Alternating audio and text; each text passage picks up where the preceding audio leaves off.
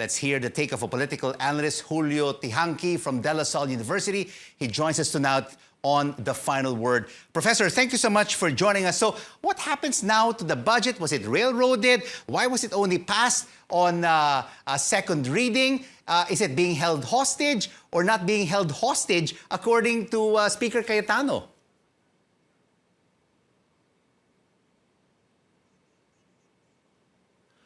All right, we currently don't have Julio Teehankee, a political analyst from De La Salle University, and I have been told that he is now back. So what is your take right now, Professor, on this budget? It was only passed on second reading. According to Velasco, it was railroaded. Is it being held hostage because of the House leadership squabble? But Cayetano says it's not being held hostage. So what's the real score? Oh, well, Rico, am I back on air? Yes, you are back on air, Professor. Okay, yes, okay. Thank you very much, Rico, for having me. Well, yeah, such are the ways of traditional politics in the Philippines, and such is the maneuvering of traditional politicians. So, of course, this is not only about the budget. No, we all know that it has something to do in preparation for the next electoral cycle in 2021. No, and of course, we are seeing here power struggle between those who would like to have the best position in terms of preparing their budget for projects that will help them in the next electoral cycle. But the bottom line here is, Professor Teehankee, ang talo dito, taong bayan. Hindi ba, to suspend the session until November 16, and then of course it still has to go to the Senate where it will be deliberated on, and then both houses will deliberate on it before it is signed into law. It could take another few weeks or months. And that money is needed by our kababayans who are suffering during this pandemic. Yes, that is actually the biggest disappointment of most observers. We are not living in ordinary times. We are amidst an ongoing pandemic, and the budget is very important in helping the nation survive this pandemic, and rebuilding for the post-pandemic future.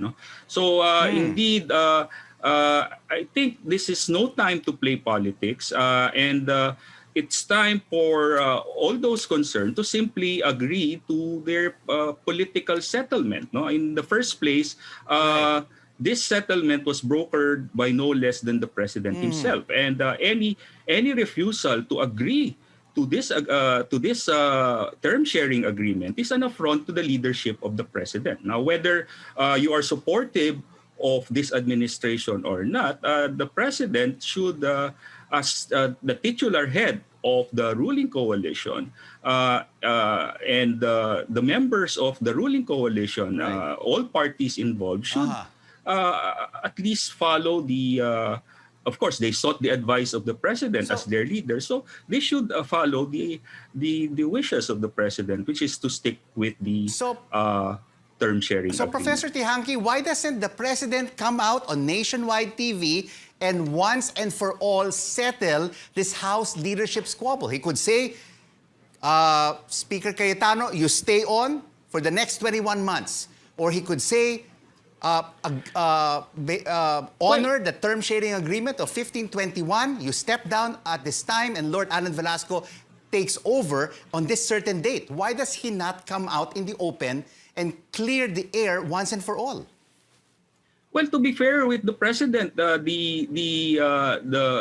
term sharing was his idea, and it was his way of settling the disagreement within the different political parties that supported him, which is actually first in terms of this is the first time in all post Marcos or post-EDSA Congress that the speakership is not in the hands of a leading member of the ruling coalition. If you look at all the speakers who under all the post-Marcos presidency, they're all leaders of the ruling coalition. This is the first time that a member of another party has become speaker, and this was Yeah. part of the settlement, no, between the members of the ruling coalition. All right, And it would have not been a complicated arrangement had they just followed the terms of the agreement. All right, Professor Teehankee, we have 15 seconds before the end of this interview. When all is said and done, will Lord Alan Velasco still take over the House Speakership leadership, or will it remain with Speaker Alan Peter Cayetano? Well, it depends whether Lord Alan can muster enough numbers, no, and convince the other members of the ruling coalition to support him in deference to the wishes of the president. Professor Julio Teehankee, political analyst from De La Salle University, thank you so much for your insights.